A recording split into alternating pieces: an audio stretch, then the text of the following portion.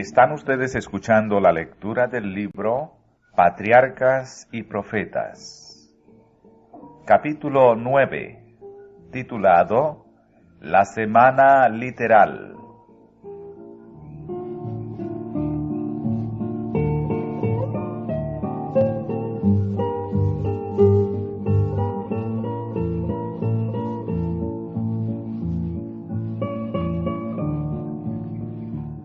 Así como el sábado, la semana se originó al tiempo de la creación y fue conservada y transmitida a nosotros a través de la historia bíblica. Dios mismo dio la primera semana como modelo de las subsiguientes hasta el fin de los tiempos. Como las demás, consistió en 7 días literales. Se emplearon 6 días en la obra de la creación, y en el séptimo Dios reposó, y luego bendijo ese día, y lo puso aparte como día de descanso para el hombre.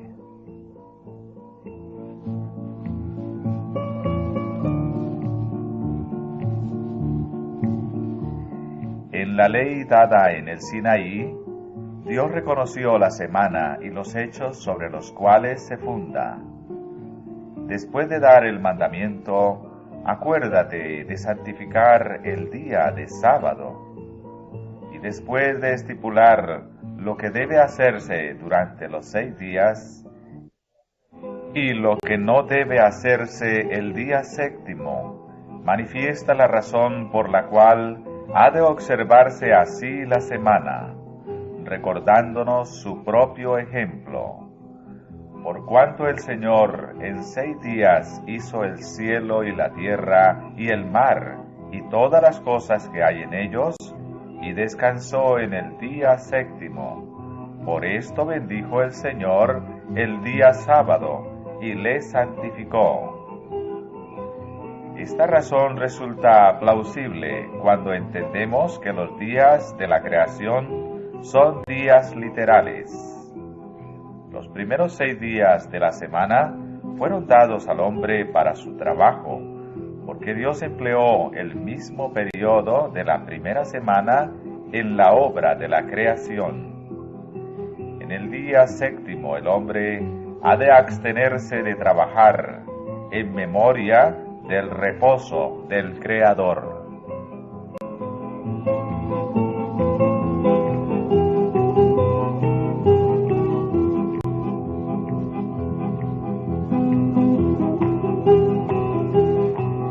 Pero la suposición de que los acontecimientos de la primera semana requirieron miles y miles de años ataca directamente los fundamentos del cuarto mandamiento. Representa al Creador como si estuviese ordenando a los hombres que observaran la semana de días literales en memoria de largos e indefinidos periodos. Esto es distinto del método que Él usa en su relación con sus criaturas. Hace oscuro e indefinido lo que Él ha hecho muy claro. Es incredulidad en la forma más insidiosa y, por lo tanto, más peligrosa. Su verdadero carácter está disfrazado de tal manera que la sostienen y enseñan muchos que dicen creer en la Sagrada Escritura.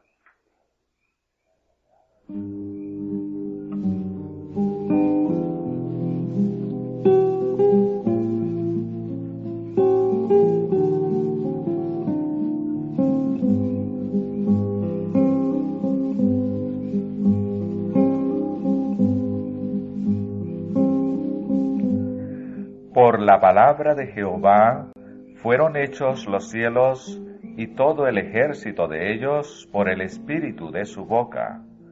Porque Él dijo y fue hecho, Él mandó y existió. La Sagrada Escritura no reconoce largos periodos en los cuales la tierra fue saliendo lentamente del caos. Acerca de cada día de la creación, las Santas Escrituras declaran que consistía en una tarde y una mañana, como todos los demás días que siguieron desde entonces. Al fin de cada día se da el resultado de la obra del Creador. Y al terminar la narración de la primera semana se dice: estos son los orígenes de los cielos y de la tierra cuando fueron criados. Pero esto no implica que los días de la creación fueron algo más que días literales. Cada día se llama un origen porque Dios originó o produjo en él una parte nueva de su obra.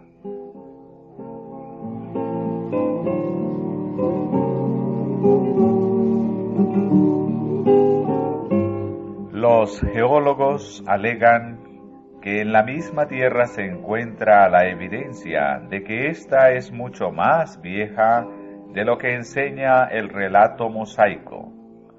Han descubierto huesos de seres humanos y de animales, así como también instrumentos bélicos, árboles petrificados, etc., mucho mayores que los que existen hoy día, o que hayan existido durante miles de años, y de esto infieren que la tierra estaba poblada mucho tiempo antes de la semana de la creación, de la cual nos habla la Escritura, y por una raza de seres de tamaño muy superior al de cualquier hombre de la actualidad. Semejante razonamiento ha llevado a muchos que aseveran creer en la Sagrada Escritura a aceptar la idea de que los días de la creación fueron periodos largos e indefinidos.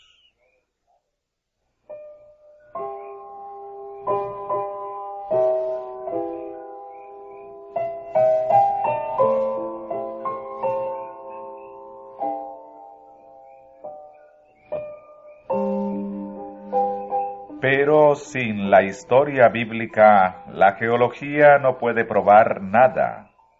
Los que razonan con tanta seguridad acerca de sus descubrimientos no tienen una noción adecuada del tamaño de los hombres, los animales y los árboles antediluvianos, ni de los grandes cambios que ocurrieron en aquel entonces. Los vestigios que se encuentran en la tierra dan evidencia de condiciones que en muchos respectos eran muy diferentes de las actuales. Pero el tiempo en que estas condiciones imperaron sólo puede saberse mediante la Sagrada Escritura. En la historia del diluvio, la inspiración divina ha explicado lo que la geología sola jamás podría desentrañar.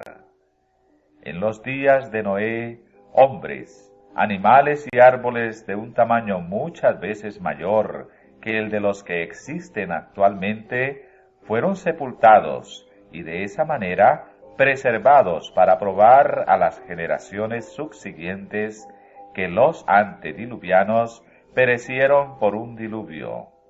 Dios quiso que el descubrimiento de estas cosas estableciese la fe de los hombres en la historia sagrada.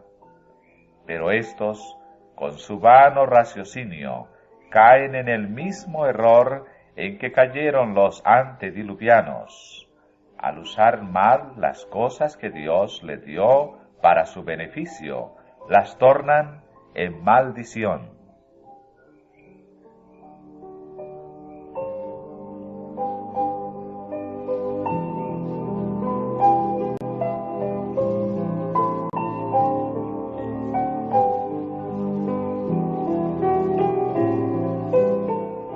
Uno de los ardides de Satanás consiste en lograr que los hombres acepten las fábulas de los incrédulos, pues así puede oscurecer la ley de Dios, muy clara en sí misma, y envalentonar a los hombres para que se rebelen contra el gobierno divino.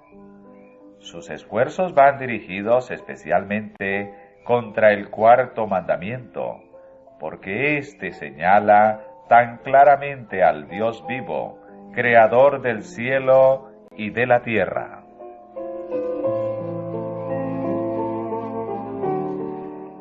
Algunos realizan un esfuerzo constante para explicar la obra de la creación como resultado de causas naturales y, en abierta oposición a las verdades consignadas en la Sagrada Escritura, el razonamiento humano es aceptado aún por personas que se dicen cristianas. Hay quienes se oponen al estudio e investigación de las profecías, especialmente las de Daniel y del Apocalipsis, diciendo que éstas son tan oscuras que no las podemos comprender. No obstante, estas mismas personas reciben ansiosamente las suposiciones de los geólogos que están en contradicción con el relato de Moisés. Pero si lo que Dios ha revelado es tan difícil de comprender, cuán ilógico es aceptar meras suposiciones en lo que se refiere a cosas que Él no ha revelado.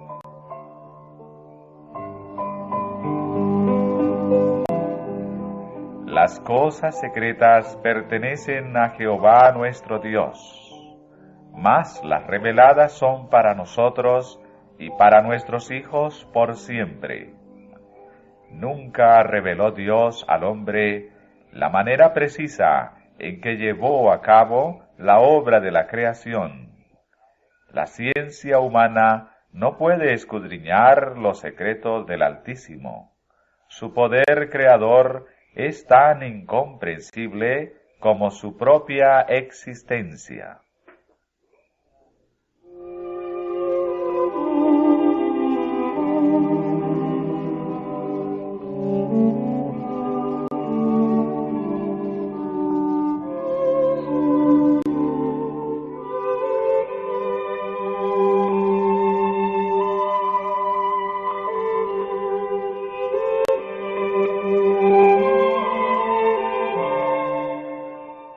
Dios ha permitido que raudales de luz se derramasen sobre el mundo, tanto en las ciencias como en las artes. Pero cuando los llamados hombres de ciencia tratan estos asuntos desde el punto de vista meramente humano, llegan a conclusiones erróneas. Puede ser inocente el especular más allá de lo que Dios ha revelado, si nuestras teorías no contradicen los hechos de la Sagrada Escritura. Pero los que dejan a un lado la palabra de Dios y pugnan por explicar de acuerdo con principios científicos las obras creadas, flotan sin carta de navegación o sin brújula en un océano ignoto.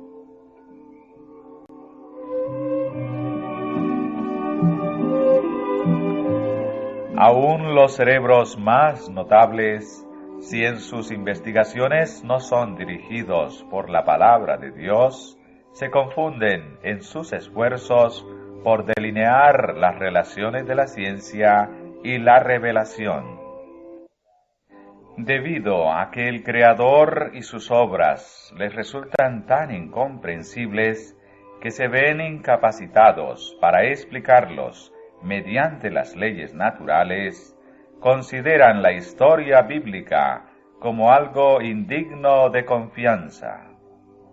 Los que dudan de la certeza de los relatos del Antiguo Testamento y del Nuevo serán inducidos a dar un paso más y a dudar de la existencia de Dios, y luego, habiendo perdido sus anclas, se verán entregados a su propia suerte para encallar finalmente en las rocas de la incredulidad.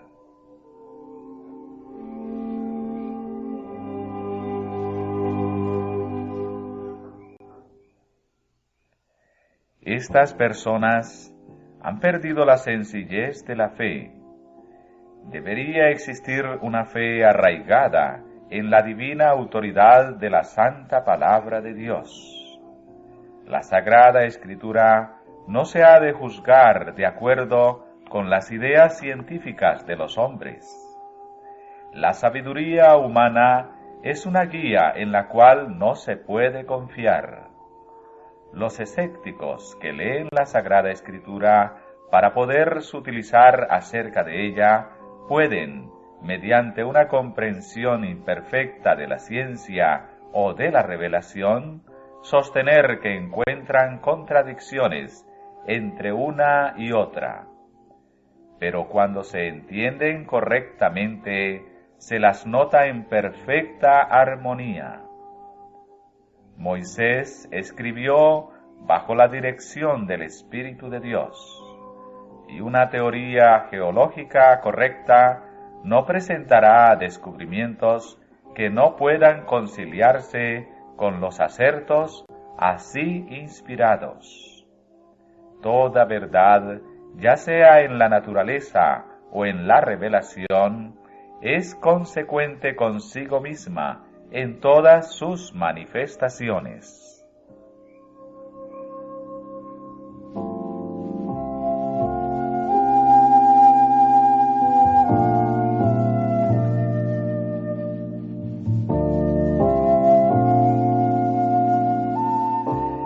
En la palabra de Dios hay muchas interrogaciones que los más profundos eruditos no pueden contestar. Se nos llama la atención a estos asuntos para mostrarnos que, aun en las cosas comunes de la vida diaria, es mucho lo que las mentes finitas, con toda su jactanciosa sabiduría, no podrán jamás comprender en toda su plenitud.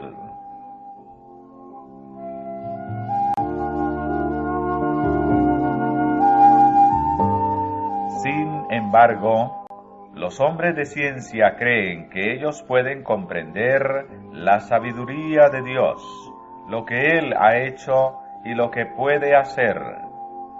Se ha generalizado mucho la idea de que Dios está restringido por sus propias leyes.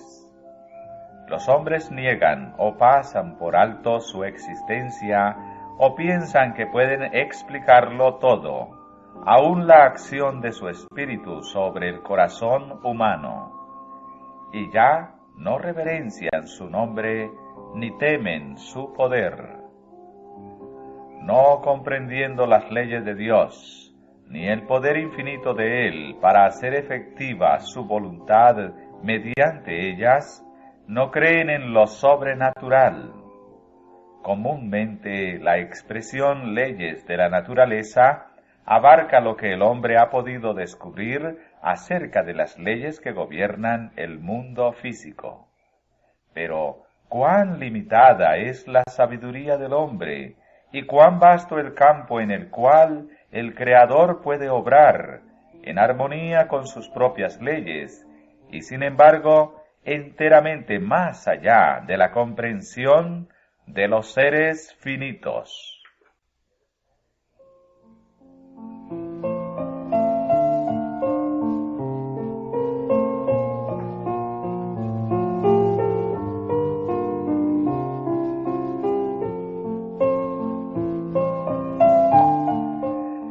Muchos enseñan que la materia posee poderes vitales, que se le impartieron ciertas propiedades y que se las dejó luego actuar mediante su propia energía inherente, y que las operaciones de la naturaleza se llevan a cabo en conformidad con leyes fijas, en las cuales Dios mismo no puede intervenir. Esta es una ciencia falsa, y no está respaldada por la palabra de Dios. La naturaleza es la sierva de su Creador. Dios no anula sus leyes, ni tampoco obra contrariándolas. Las usa continuamente como sus instrumentos. La naturaleza atestigua que hay una inteligencia, una presencia y una energía activa que obra dentro de sus leyes y mediante ellas. Existe en la naturaleza la acción del Padre y del Hijo. Cristo dice: Mi Padre hasta ahora obra, y yo obro.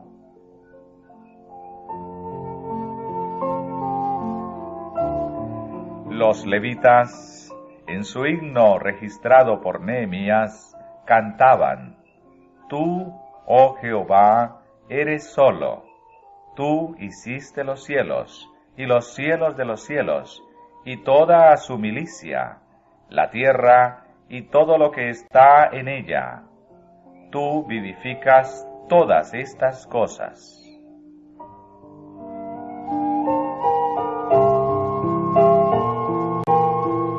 En cuanto se refiere a este mundo, la obra de la creación de Dios está terminada, pues fueron acabadas las obras desde el principio del mundo.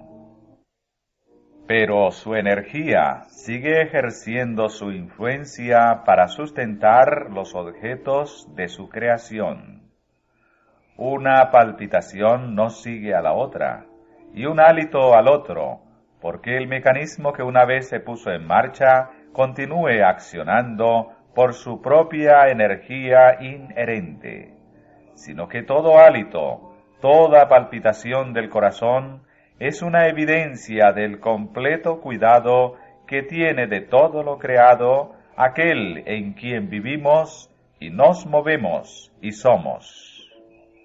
No es en virtud de alguna fuerza inherente que año tras año la tierra produce sus abundantes cosechas y que continúa su movimiento alrededor del sol. La mano de Dios dirige los planetas y los mantiene en su puesto en su ordenada marcha a través de los cielos. Él saca por cuenta su ejército, a todas llama por sus nombres, ninguna faltará. Tal es la grandeza de su fuerza y su poder y virtud. En virtud de su poder, la vegetación florece. Aparecen las hojas y las flores se abren. Es Él quien hace a los montes producir hierba. Por su poder, los valles se fertilizan. Todas las bestias de los bosques piden a Dios su alimento, y toda criatura viviente, desde el diminuto insecto hasta el hombre, dependen diariamente de su divina providencia. Según las hermosas palabras del salmista, todos ellos esperan en ti, para que les des su comida a su tiempo. Les das, recogen. Abres tu mano, hártanse de bien. Su palabra controla los elementos. Él cubre los cielos de nubes y prepara la lluvia para la tierra. Él da la nieve como lana, derrama la escarcha como ceniza.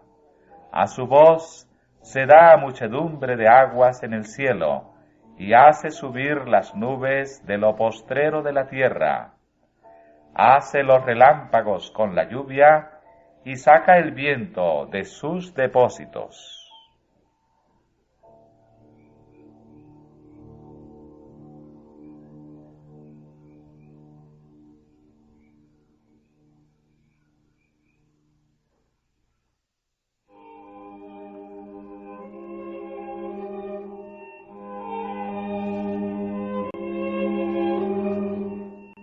Dios es el fundamento de todas las cosas. Toda verdadera ciencia está en armonía con sus obras. Toda verdadera educación nos induce a obedecer a su gobierno. La ciencia abre nuevas maravillas ante nuestra vista. Se remonta alto y explora nuevas profundidades. Pero de su búsqueda no trae nada que esté en conflicto con la divina revelación. La ignorancia puede tratar de respaldar puntos de vista falsos con respecto a Dios, valiéndose para ello de la ciencia. Pero el libro de la naturaleza y la palabra escrita se iluminan mutuamente. De esa manera, somos inducidos a adorar al Creador y confiar con inteligencia en su palabra.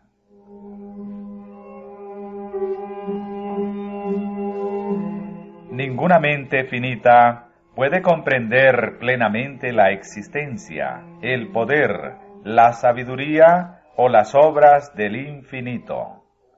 El escritor sagrado dice: ¿alcanzarás tú el rastro de Dios?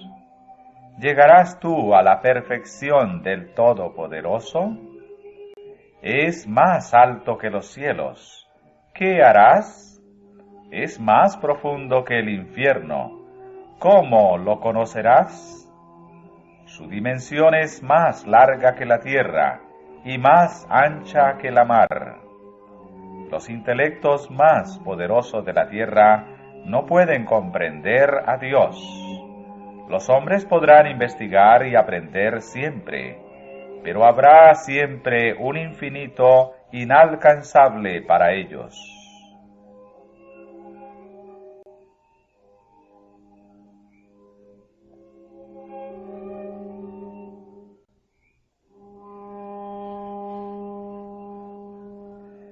Sin embargo, las obras de la creación dan testimonio de la grandeza y el poder de Dios. Los cielos cuentan la gloria de Dios, y la expansión denuncia la obra de sus manos. Los que reciben la palabra escrita como su consejera encontrarán en la ciencia un auxiliar para comprender a Dios. Porque las cosas invisibles de Él, su eterna potencia y divinidad, se echan de ver desde la creación del mundo, siendo entendidas por las cosas